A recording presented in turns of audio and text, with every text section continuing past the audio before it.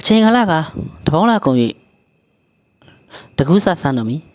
ရောရောဝါမြတ်တစ်ဖွဲ့ဖွဲ့ကြွေးကြသည်လေယူကခက်ချမ်းချမ်းတိုက်ခတ်လာသည်မြေပြင်တီပင်တန်လဲတူလက်နေရာရီဥရုကပူလွန်လာသည်နေအောင်ကြီးသည်လည်းပြင်းလွန်လာသည်နေအိုး၏တင်းဆိုတန်သည်ခတ်တဲ့ဤချင်းကမြန်မာတို့၏နှစ်တကူကပွဲတော်ချင်းပင်သည်ဒါကျွန်တော်စောနာပြောရတဲ့အတိုင်းပဲဗျာဒီမှာဆိုရင်လေယူကခက်ချမ်းတိုက်ခတ်လာသည်ရောရောဝါတစ်ဖွဲ့ဖွဲ့ကြွေးကြသည်ပါလာရနော်ဒါပတ်ဝန်းကျင်ချင်းတွေကိုတုံးတက်ပြီးတော့ကိုယ်လှလှပပရှိရပါဘောနော်ဒါကျွန်တော်ဒီနေတန်းနဲ့ဆိုင်ကျွန်တော်စောနာနေတာပို့ပြီးချိုက်ပါတယ်နောက်တစ်နေတန်းတစ်ခုထပ်ပြီးဖတ်ပြရမယ်ဗျာ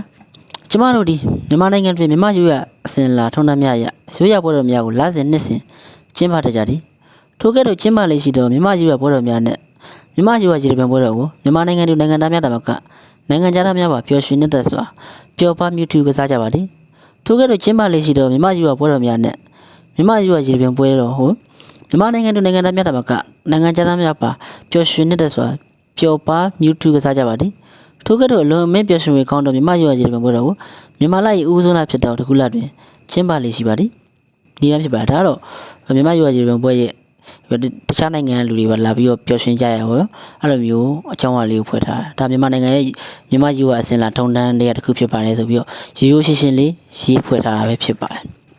တကူလာတကြံပွဲကစုံလာညောင်ရည်တွင်းပွဲတော်အစားရှိသည့်ဖြင့်ပွဲမျိုးများစွာဖြင့်စီကားလာတော်မြန်မာပြည်တွင်လာစဉ်လာတဲ့ရိုးရပွဲတော်များကအစဉ်ဆက်မီးမတွက်နိုင်ပေကျမလည်းမြန်မာပြည်မြန်မာနိုင်ငံရှိမြန်မာရိုးရပွဲတော်တိုင်းတွင်ပါဝင်ဆင်နွှဲလျက်ရှိပါသည်ထိုပွဲတော်များထဲမှာမြန်မာတို့၏ဌာနအလူများဖြင့်ဝေစာနေသောလူတိုင်းပျော်ရွှင်ကြသောတချမ်းကြီးတစ်ပင်ရိုးရပွဲတော်သည်မြန်မာလူမျိုးတို့၏တကူအထားတန်ဖိုးထားရဆုံးသောပွဲတော်တစ်ခုပင်ဖြစ်ပါသည်ဒါတော့မြန်မာရိုးရကြီးတစ်ပင်ပွဲကိုတခြားတကူလာမှတကြံပွဲကစုံလာမှညောင်ရင်တွင်းပွဲတော်စသဖြင့်ပွဲများစွာကျင်းပကြရဲဆိုပြီးတော့ရိုးလေးရေးဖွဲ့ထားတာပဲဖြစ်ပါတယ်ကျွန်တော်အခုဖတ်ပြလိုက်တဲ့နီဒန်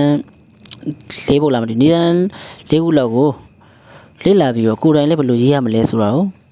သိအောင်လို့ကျွန်တော်ကဖတ်ပြရဖြစ်ပါတယ်ကိုယ်တိုင်ဘယ်လိုရေးရမလဲဆိုရင်မြန်မာရွေးရည်ပွဲတော်တစ်ခုအကြောင်းကိုရေးမယ်ဆိုအဲ့ဒီပွဲတော်နဲ့သက်ဆိုင်တဲ့ပတ်ဝန်းကျင်အခြေအနေရာသီဥတုအခြေအနေကိုကြည့်ပြောမယ်နောက်ပြီးတော့မိုင်းဆိုင်ရာလေးတန်းနဲ့ထည့်ပြီးမယ်ဒါကိုပြောမယ်ဆိုရင်ကျွန်တော်ဟိုးအရင်တော့ပြောခဲ့တယ်လို့ပဲကြပြားလေးနဲ့ဖတ်လို့ကောင်းအောင်အစင်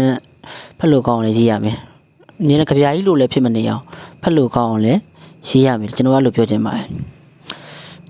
။ Okay အဲ့ဒါဆိုတော့ကျွန်တော်ဒီနေ့တော့ဒီလောက်ပါပဲ။